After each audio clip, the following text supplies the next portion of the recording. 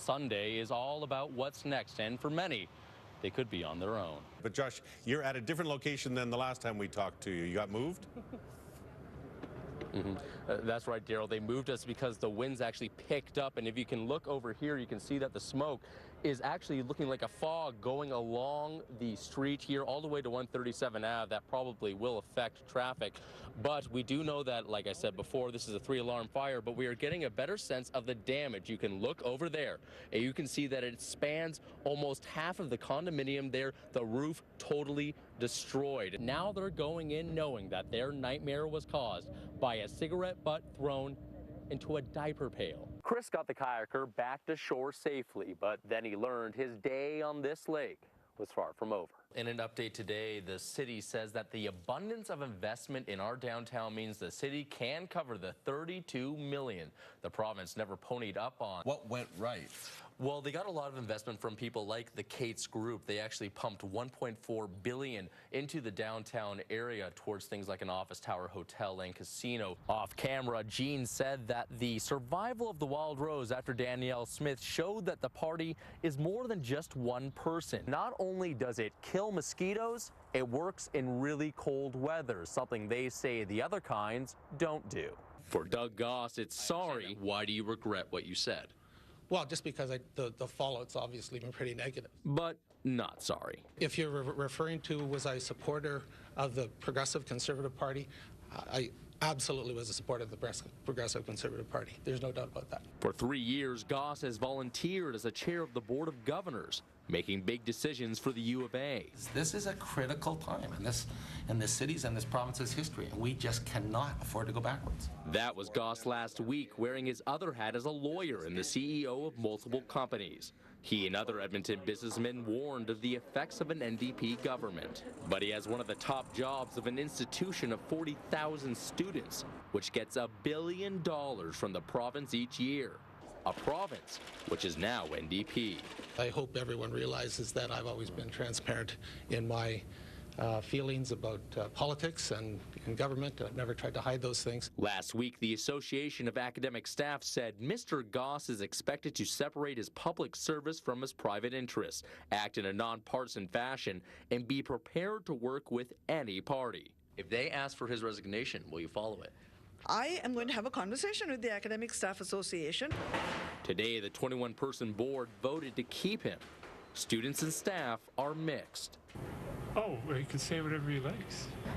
It doesn't sound good. You might have an opinion, but that doesn't necessarily mean you have to share it with the public.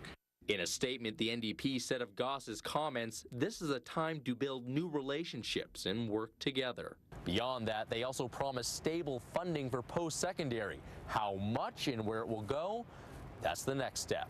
Josh Skurnick, CTV News, Edmonton. In the town of Fox Creek, trucks are plentiful. Nature serene, but a boat can be hard to come by when you really need it. We have to get a boat, we have to get out to them. Late Sunday afternoon, Chris McKenna was driving his truck near Lake Iossagan. Boat parked right there, hooked up to the truck. He didn't get far. And before I even really got to say too much, they just said 911 has received a call of a boat submerged. Chris and his crew got his speedboat back in the lake. A guy in a paddleboard waving his oar. Out to a kayaker in trouble.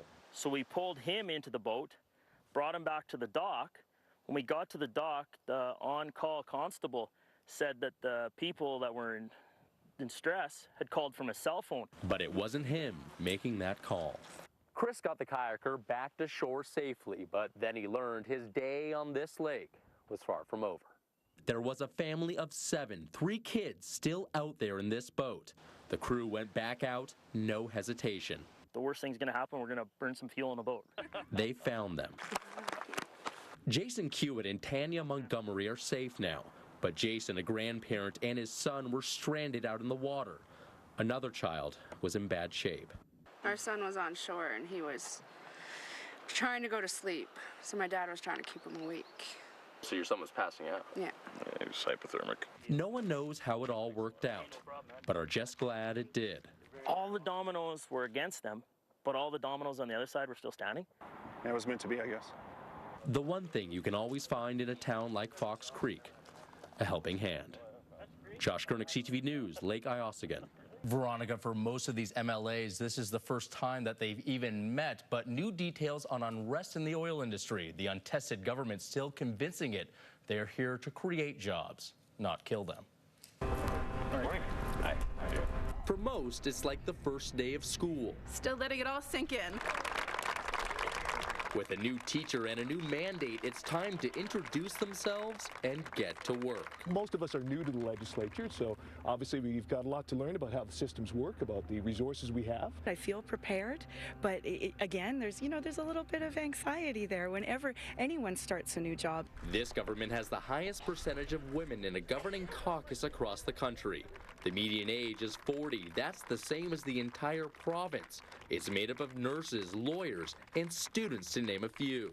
Albertans can see themselves reflected in our new government. And the first big test for this caucus is courting a wary oil industry. There's uncertainty in Alberta right now. This Saskatchewan minister says an NDP promise of a royalty review has companies like Calgary's Bonterra looking to move their money. They had been looking at 100% investment into Alberta this year. Now they're looking to Saskatchewan. We will work closely with our partners in business and in industry. But the NDP says the premier designate did meet with oil CEOs this week after the big win, some even reaching out to her, and the reception, they say, it was good. In a statement, the NDP says individual corporations will make their own decisions about where they will invest their capital. Alberta will remain a stable and attractive energy-producing province. They have what's in their platform. We need to know pretty quickly what their timetables are. We need to know what their priorities are going forward.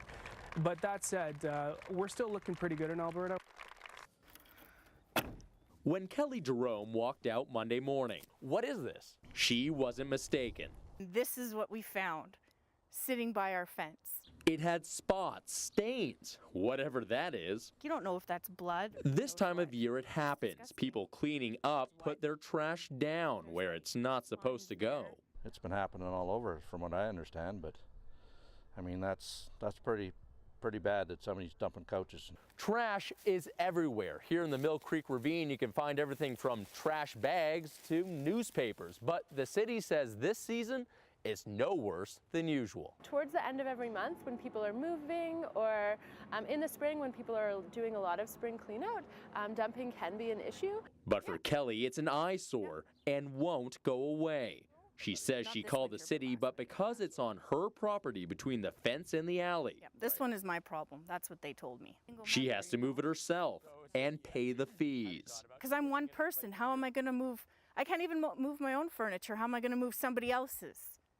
I'm so mad. Waste Management says they have eco stations where you can drop off junk for a small fee, free dump days in the spring.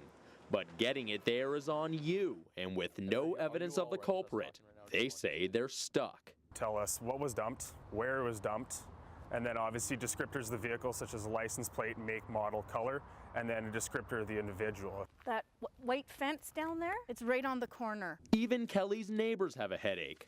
Another couch. Obviously, I'm going to have to clean it up, or one of the neighbors here is going to have to clean it up sooner or later. Is that fair? No, it's not. If you want a free couch, you know where to find one. Joshua Skurnick, CTV News, Edmonton.